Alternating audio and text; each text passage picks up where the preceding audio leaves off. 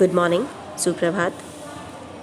आज 18/1/2021 को हम अपनी शिक्षा निदेशालय राष्ट्रीय राजधानी क्षेत्र दिल्ली द्वारा भेजी जा रही कक्षा 9वीं की हिंदी विषय की कार्यपत्रक 74 और 75 पर चर्चा करेंगे। मेरे संग की औरतें प्रस्तुत पाठ हमारे कृतिका भाग 1 से लिया गया है और इसकी लेखिका मृदुला गर्ग है। ये एक संस्मरण है। संस्मरण होता है जिसमें हम अपने परिचित लोगों से संबंधित घटनाओं और विचारों को स्मरण करके याद करके लिखा जाता है। लेकिन ये संस्मरण कुछ अलग ढंग से लिखा गया है क्योंकि इसमें आसपास की महिलाओं को केंद्र में रखा गया है। सेंटर जो है वो महिलाएं हैं। इसमें दिखाया गया है कि औरतें परंपरा का पालन करते हुए भी लीक से हटकर कुछ नया कर सकती हैं। वो अपने विचारों और कार्यों से स्वयं को मजबूत करने के साथ ही समाज को भी नई दिशा दे सकती हैं। लेखिका के परिवार में तथा आसपास कई ऐसे औरतें रही हैं जिन्होंने उसे निर्भीक, जो किसी से न डरे, स्वतंत्र तथा स्वावलंबी बनने के लिए प्रेरित किया। लेखिका ऐसी कई महिलाओं को याद करते हुए लिखती हैं कि मेरी एक नानी थी, जाहिर है, पर मैंने उन्हें कभी देखा नहीं।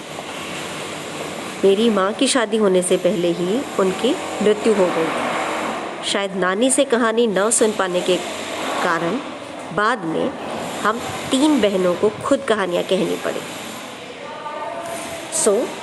नानी से कहानी भले ना सुनी हो, लेकिन नानी की कहानी ज़रूर सुनी और बहुत बाद में जाकर उसका असली मर्म, रहस्य समझ में आया।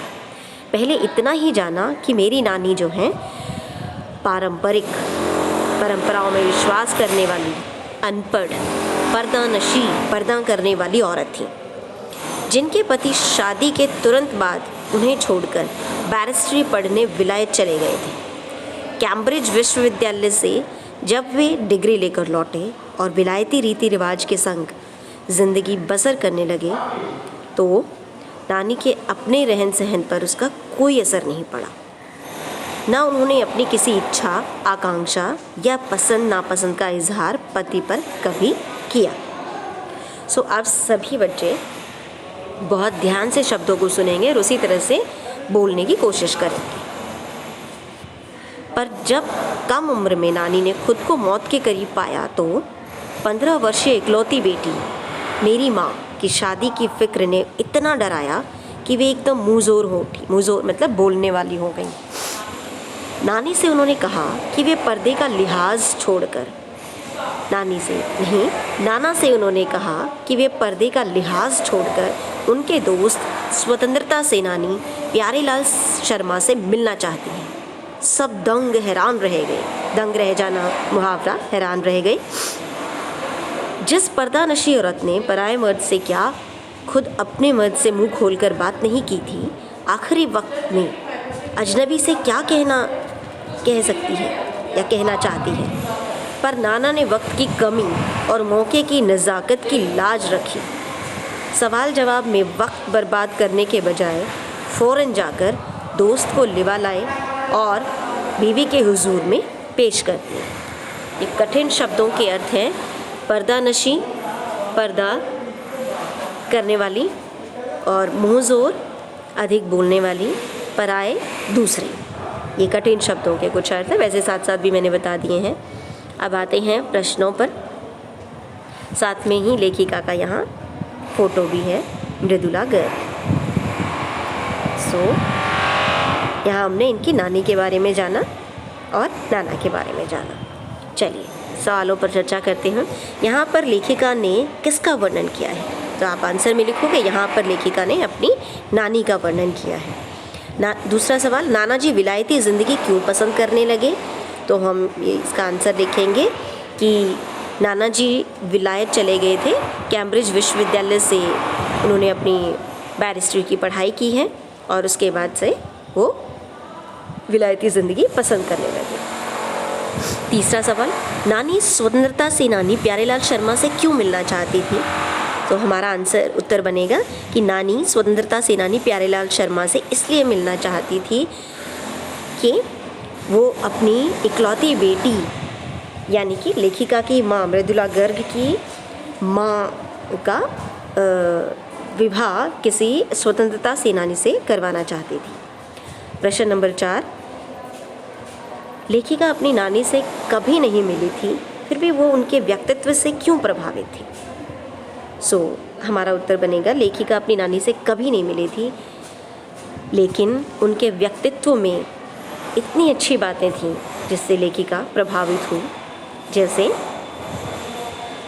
पारंपरिक, अनपढ़, पर्दानशी और होते हुए भी जब बात अपनी बेटी की आती है तो वो मुँहज़ोर हो उठी। उसके अलावा पर्दे में रहते हुए भी वो स्वतंत्रता के महत्व को समझती थी। वो इसीलिए लेखिका अपनी नानी से बहुत प्रभावित थी। नेक्स्ट सवाल, इस गद्यांश के आधार पर लेखिका की नानी की विशेषताएं लिखिए। तो इस गद्यांश के आधार पर नानी की विशेषताएं हम लिख सकते हैं कि पारंपरिक, पर्दानशी औरत, लेकिन स्वतंत्रता से प्रेम करने वाली, और जब ज़रूरत पड़ी तो निर्भीकता के साथ अपनी बात प्रस्तुत करने वाली। नेक्स्ट सवाल, इसमें हम और भी लिख सकते हैं, हम चाहे तो अपना ऐड कर सकते हैं आंसर्स में।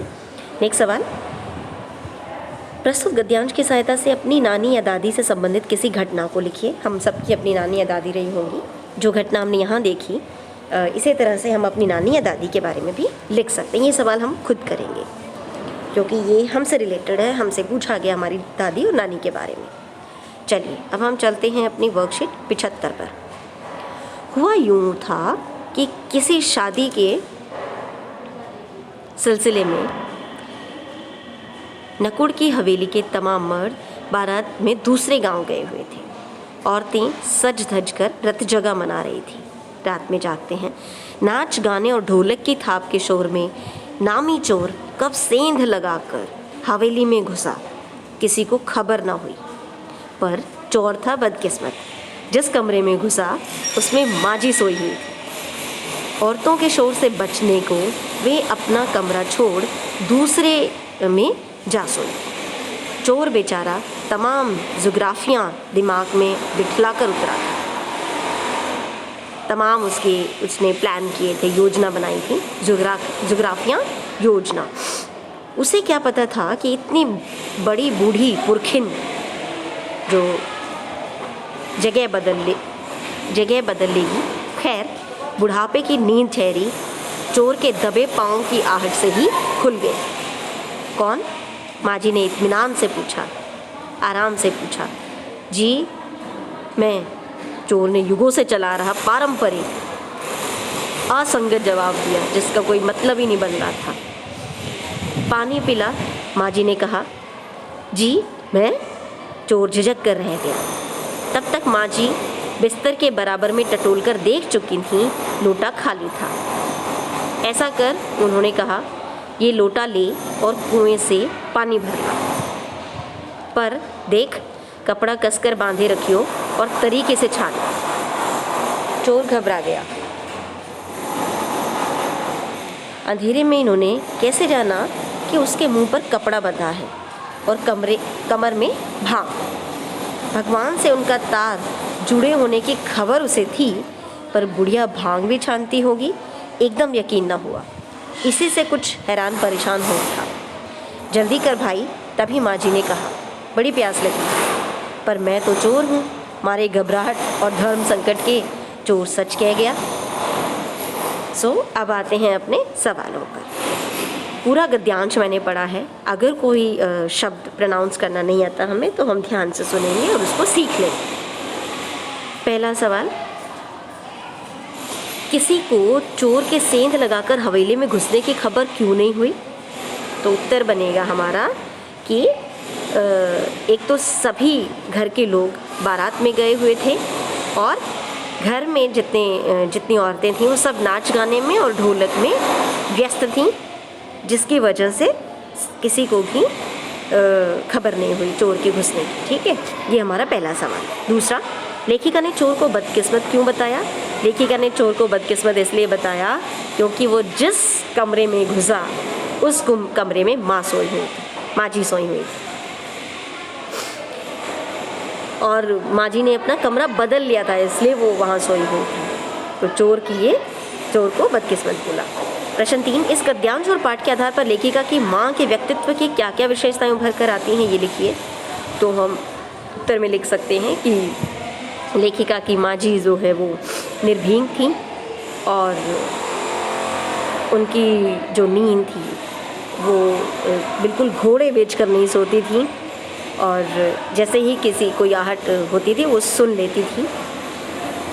ये हम और भी हमें ऐड कर सकते हैं विशेषताएं कि जो लेखिका की माँ जी है वो सभी से बहुत प्रेम करने वाली थी। और नेक्स्ट सवाल है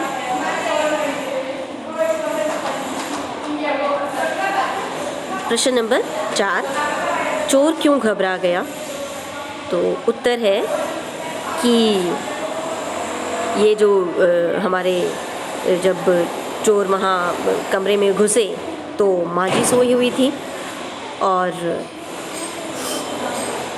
जैसे ही आहट हुई उसके पैरों की तो माँ जी ने तुरंत पहचान लिया कि यहाँ पर कोई तो आया हुआ है और जब माँ जी ने पानी मांगा तो वो बिल्कुल ही घबरा उठा। नेक्स्ट है अगला सवाल है, लेखिका ने माँ जी और चोर के बीच के संवाद को बहुत रोचक रूप में यहाँ रखा। आप भी इस बातचीत को आगे बढ़ाते हुए एक रोचक संवाद लिखिए कि आगे क्या हुआ होगा। सो माँ ने क्या कहा ये हम अपनी लाइन लिखेंगे। जितनी बात हमारी यहाँ पे प्रस्तुत हो गई है उससे आगे हम अपनी बात बढ़ाएंगे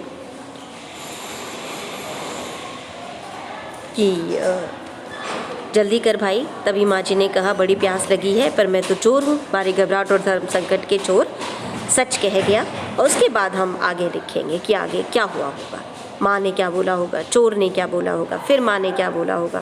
तो इस तरह से हम अपनी बात पूरी कर सकते हैं। सो ये हमारी वर्कशीट है 74 और 75 और इस तरह से हम अपने सारे सवालों के उत्तर कर लेंगे। लेकिन हम अपने उत्तरों में इन गद्यांश को पढ़कर या हमने बुक से चैप्टर पढ़ लिया है तो हम अपने उत्तर में एडिशन भी कर सकते हैं। हम अपने शब्दों में भी बात यहाँ पर लिख सकते हैं। चलिए, थैंक यू, धन्यवाद।